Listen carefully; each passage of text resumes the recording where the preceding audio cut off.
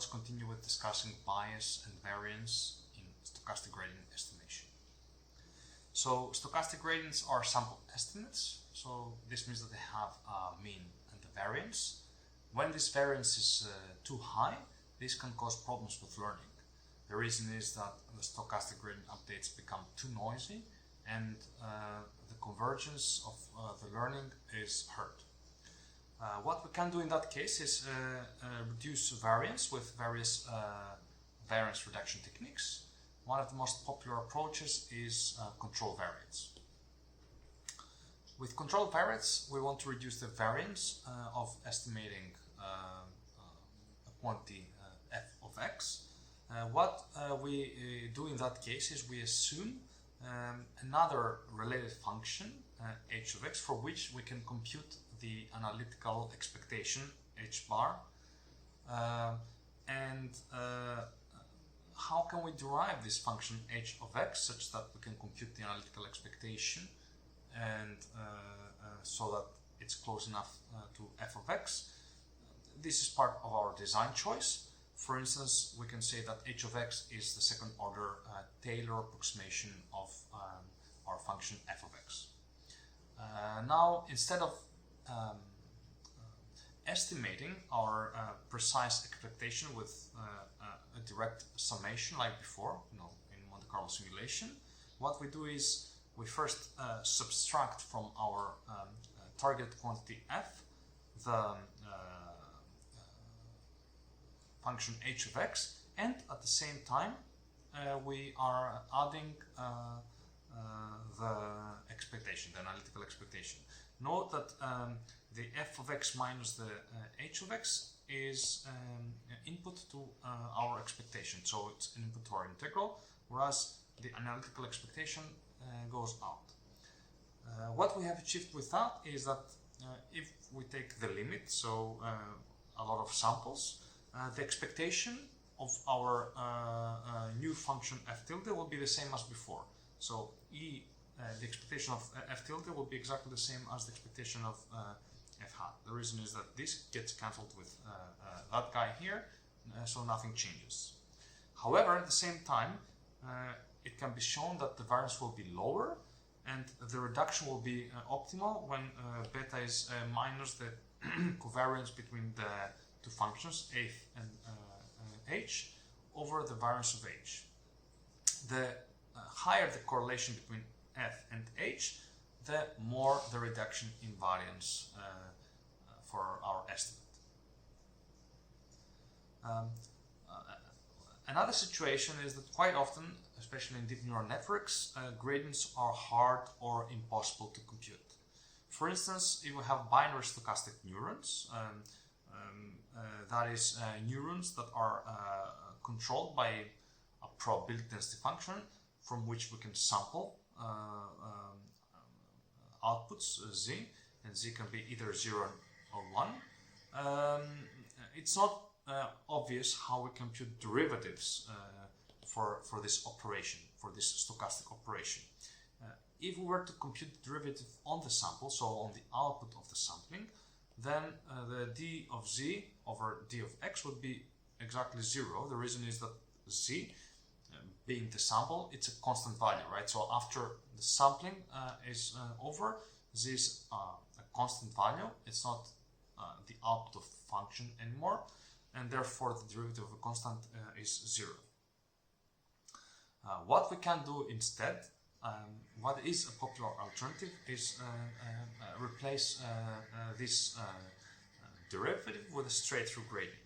So we set the gradient to be 1, d of z over d of x is 1, not 0.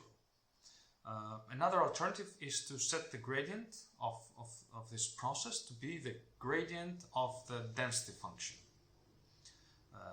These two gradients are, so this gradient, the gradient of the density function, not necessarily the gradient we're interested in, because now the density function is used as a function, not as a sampling operation.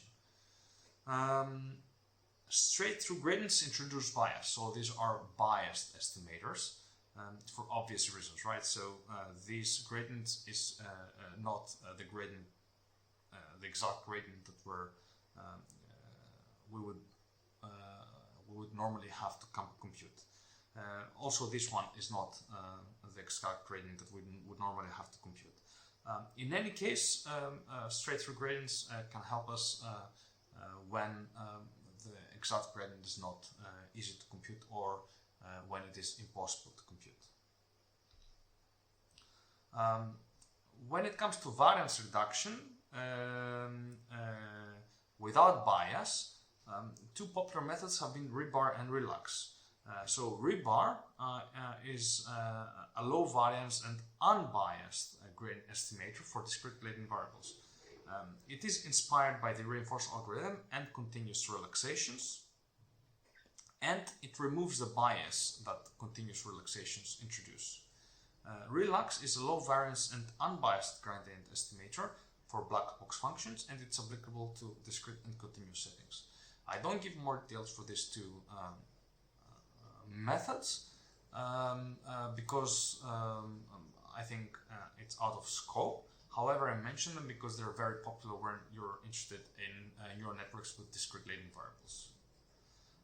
Speaking of discrete latent variables, these two methods, rebar and relux, work okay when you've got very few stochastic binary layers. The reason is that they're very expensive computationally, therefore we cannot scale to many stochastic binary layers with them.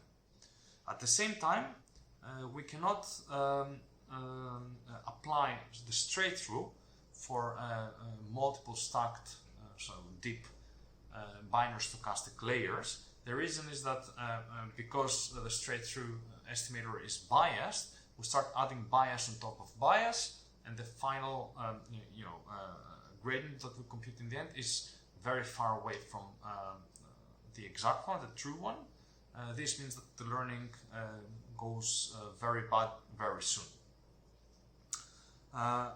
Therefore, existing methods, be it straight-through, rebar or relux, are unsuitable for deep Boolean stochastic networks.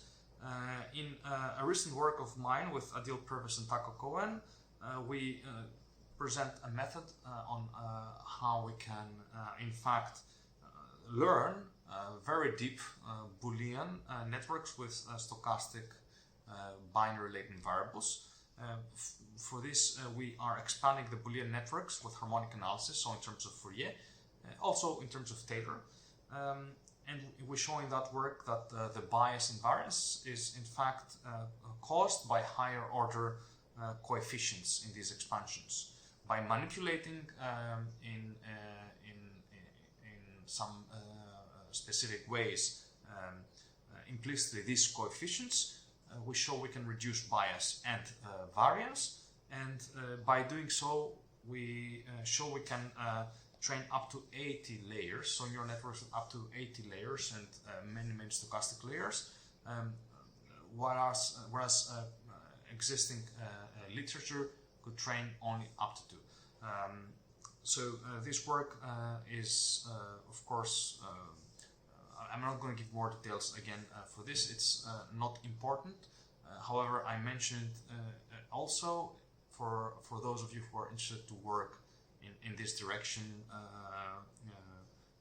you can let me know. So as a summary, today we discussed about Monte Carlo simulation and stochastic gradients, which is the application of Monte Carlo simulation on learning. We introduced families of Monte Carlo gradient estimation algorithms, and we discussed bias and gradient and variance in gradients. So this was it for